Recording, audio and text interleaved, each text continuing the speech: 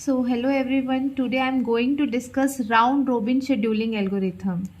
In this particular example, I have taken the process ID, arrival time and burst time, and the time quantum given is 2 milliseconds. In round robin scheduling algorithm, we make a ready queue as well as the Gantt chart.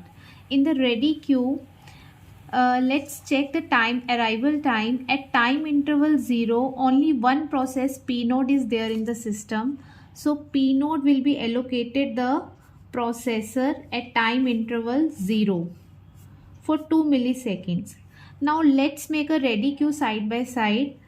Before the completion of this particular time quantum, P1 and P2 are also there in the system, are also arrived in the system.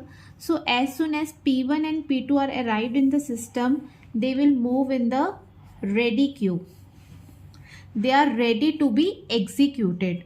Now, after the completion of this particular time quantum, P node will move from the running to the ready state. Now P node will move to the ready state. Now let's check the ready queue. Now it's P1 term to be executed.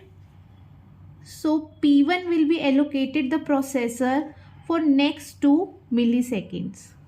Let's cut the processing time, the burst time of P node. The leftover burst time is 3 and the leftover burst time of P1 is 1. Now it's P2 turn to be executed. Let's check the burst time. So as soon as we are done with the completion of this particular time quantum, we can check that P3 and P4 are also there in the ready queue, are also entered the system.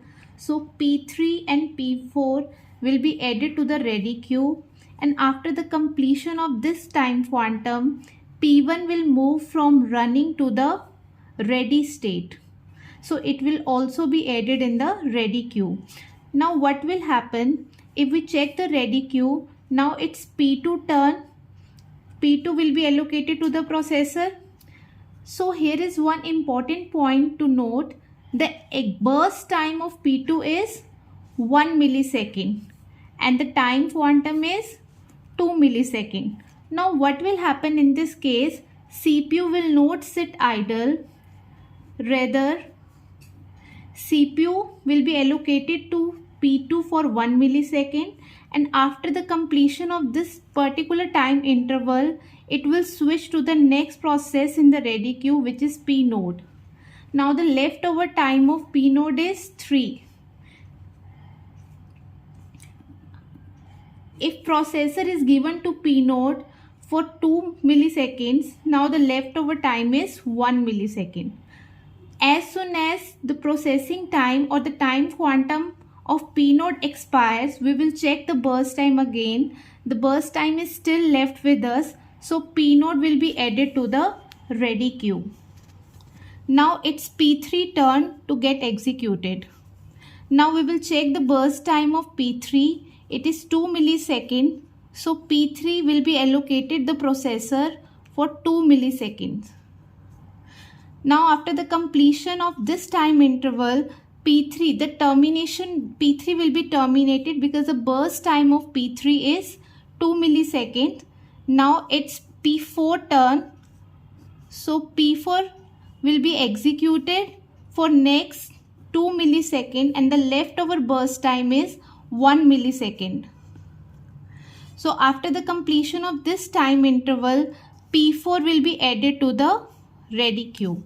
It will move from the running state to the ready state. Now we will check the leftover time of P1. It's 1 millisecond. So P1 will be allocated for next 1 millisecond.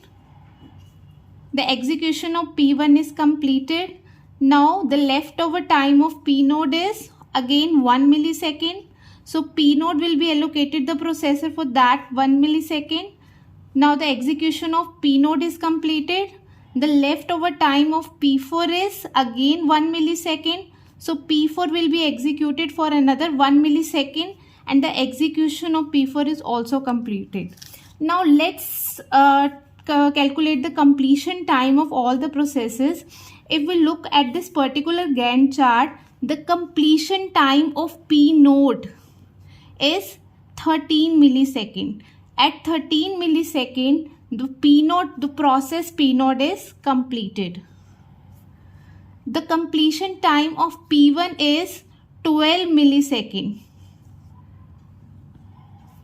Now the completion time of P2, the completion time of P2 is 5 millisecond. The completion time of P3 is 9 millisecond. We will look at the last time interval at which a particular process is terminated. And the completion time of P4 is 14 millisecond. So we will calculate the completion time, and once the completion time is here with us, we will calculate the turnaround time, which is completion time minus arrival time. So completion time of P node is 13 and the arrival time of P node is 0. So turnaround time is 13. Turnaround time of P1 is 12 minus 1, that is 11. Turnaround time of P2 is 5 minus 2, that is 3. Turnaround time of P3 is 9 minus 3, that is 6. And turnaround time of P4 is 14 minus 4, that is 10. Now let's calculate the waiting time. Waiting time in round robin scheduling algorithm is somehow complex. Let's have a look on it. If we calculate the waiting time of P node enters the system at time interval 0. At time interval 0, P node is allocated with the processor. So for 2 milliseconds, P node need not wait for the processor. Now again, P node is allocated with the processor at 5th millisecond. It means 5 minus 2 is a waiting time for P node, because it executed for first 2 millisecond, then it waited for another 3 millisecond for the processor, and at time interval 5 again P node is allocated with the processor. So the waiting time is 5 minus 2. Now let's have a look on the Gantt chart. P node is allocated with the processor at time interval 12. So the waiting time is 12 and it deallocated with the processor at time interval 7. 12 minus 7. This is the waiting time for P node. So the waiting time for P node is 3 plus 5, which is 8. Similarly, the waiting time of P1 is, P1 enters the system at time interval 1, but it is allocated with the processor at time interval 2. So the waiting time is 2 minus 1.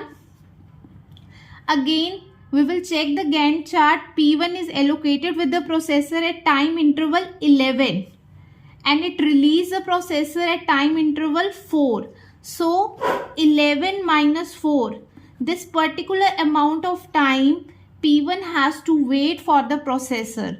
This is 1 plus 7, again 8. So the waiting time for P node is 8. The waiting time for P1 is 8. Let's compute the waiting time for P2. Now P2 enters the system at time interval 2 and the processor is being allocated at time interval 4.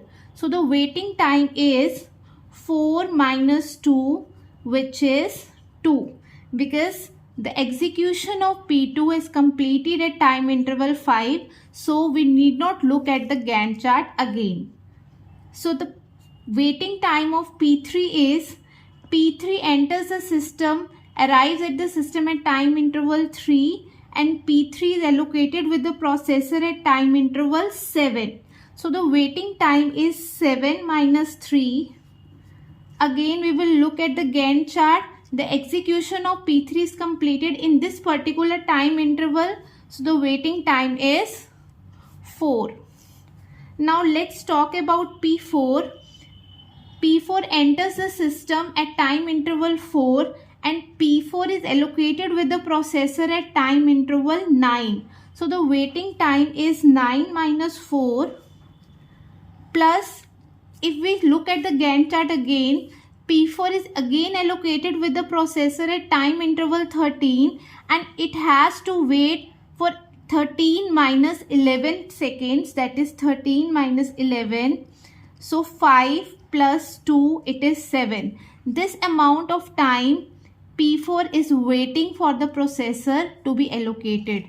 So in this way we can calculate the waiting time. So if we talk about the average turnaround time and the average waiting time, then we will add these sums divided by the total number of processes. That will be the average turnaround time or the average waiting time. That's it.